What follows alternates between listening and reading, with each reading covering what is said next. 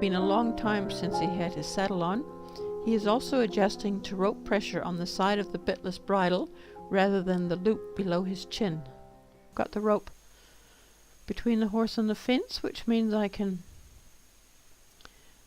cue him to stay at the fence if he tries to go to the center of the circle, if he wants to head back to those cavaletti. And he's walking nice and smoothly, rhythmically. His tail's not swishing. I'm asking him, there's a double cue there, a little cue on the halter and a cue with my body extension to just stay on the fence line. Stay on the rail.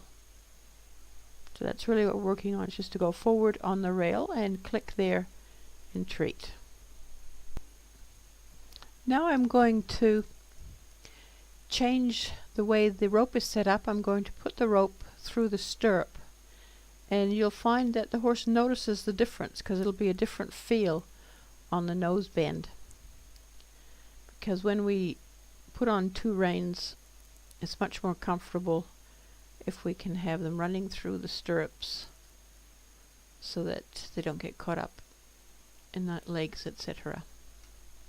So just ask him to go forward, and he's doing that nicely. Not having to use much driving pressure, just my breath and the walk on cue. Now and then he stops, and I just reiterate my cues and use my body extension if I need to. And I'm just going at his pace. I'm keeping myself a safe distance behind him and adjusting my pace to his pace.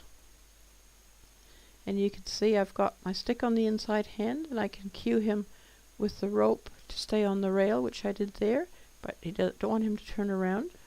So I can use my body extension to say, no, we're not turning around. And there I gave him a click and a treat for actually going back to the rail as I asked him to do. And also for not turning around. So I got the click and treat for staying straight on the rail. Back into position. It's my body language and walk on cue. And that was pretty good. You can see he's noticing that the rope's got a different feel to it.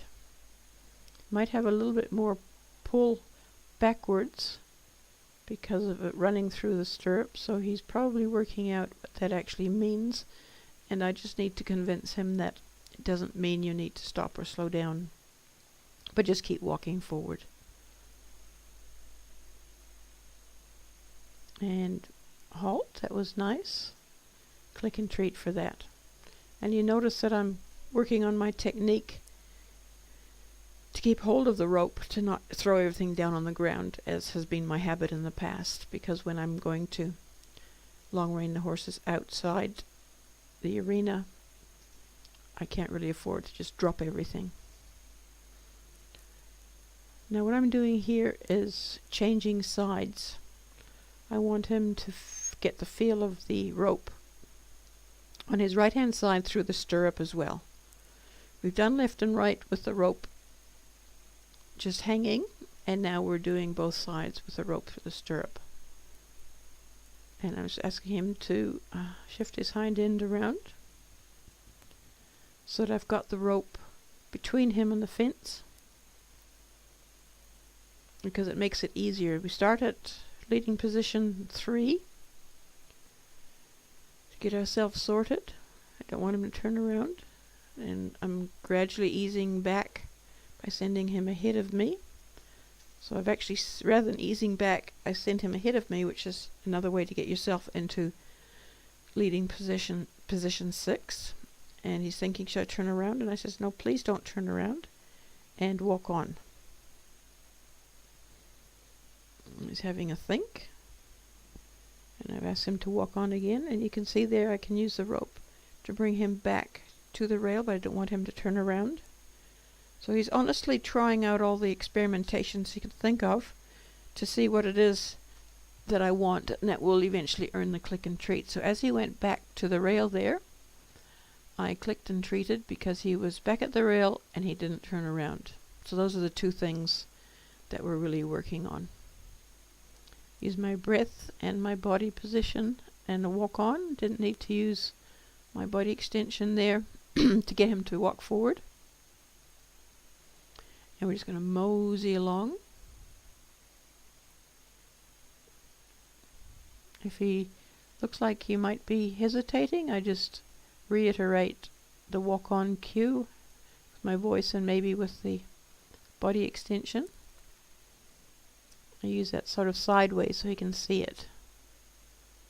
And walk on. He's thinking this is where we halted before. They're pretty cunning about knowing where they halted before. And there we did halt.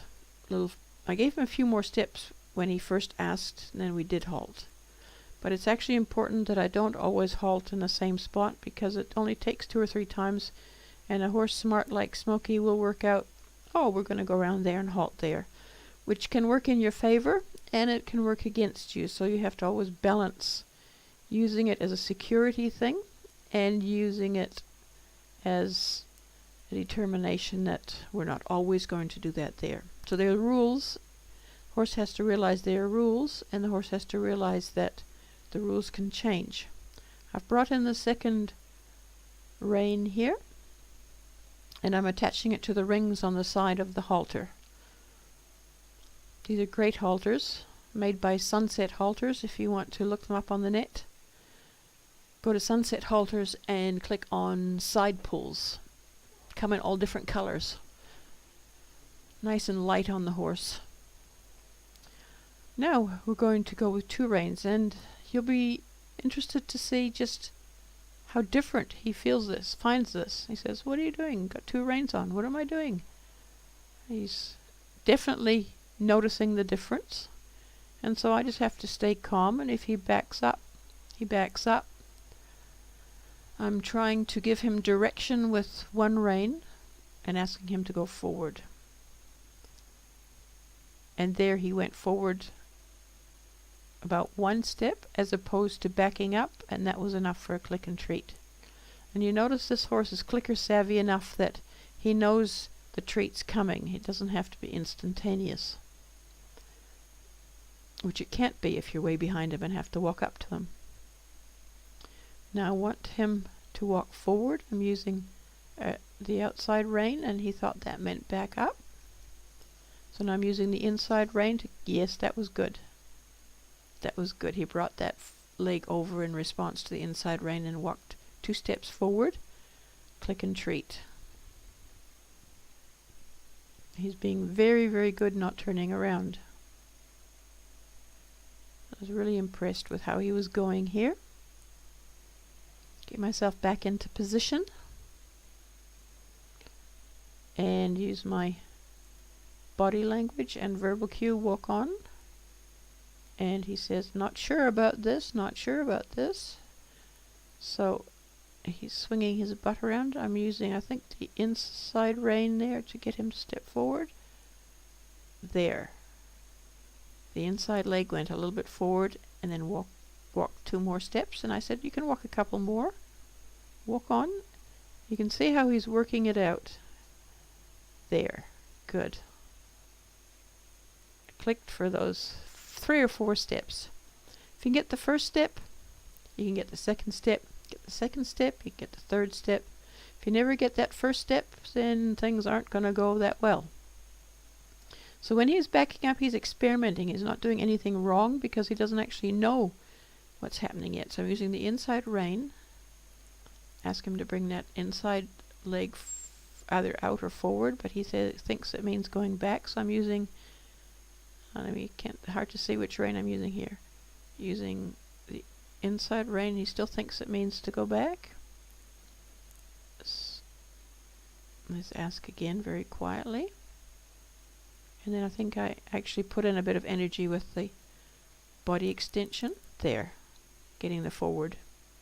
Got the forward. You can see by his ears and his tail he's working this out. He hasn't had a good lick and chew that I've seen. Well, it's a little bit hard to see from behind. And a halt. I asked him to halt there. Click and treat. It's especially at this point, you definitely don't want to rush the thing. You want to ask for just 1 or 2 more steps each time before you do the click and treat, so the horse knows he's totally on the right track. Using the inside rein was probably the wrong one because that foot needed to go. Still using the inside rein. A little bit of energy behind. Good.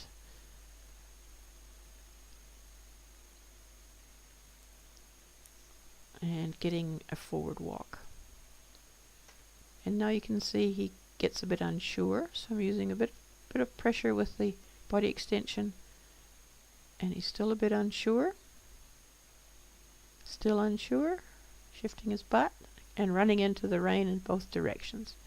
And that's okay, I'm not going to worry about that. Just let him work it out. He's experimenting. I just keep myself behind in position. That's my job, is to keep in position.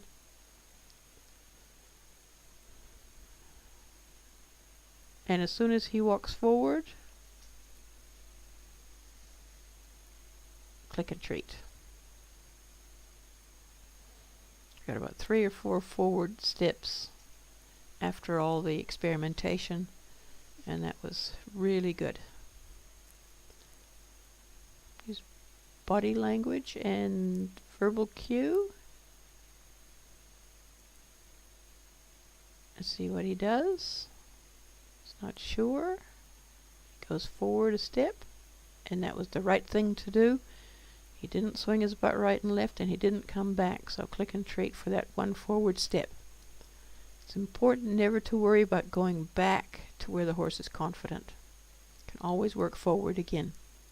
If you lose your confidence, you've lost everything. That was a step forward, sort of forward, yes, and yes. And then he got a little bit lost again. A little bit lost that way, but a lot less than the first time he's tried that experiment. So I'm asking him forward. That's not going to work. Or as an old master said, that will not profit you. And forward motion. Excellent.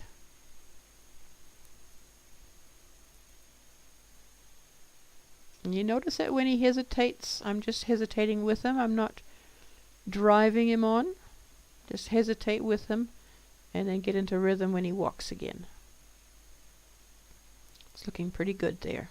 Very slow, very methodical, pretty good. Click and treat. We got almost half a circle of walking there. When you consider we were at 1 step not long ago, that's pretty big. Now he gets a triple treat for a good job, and that's plenty for a session. He's done a lot of learning.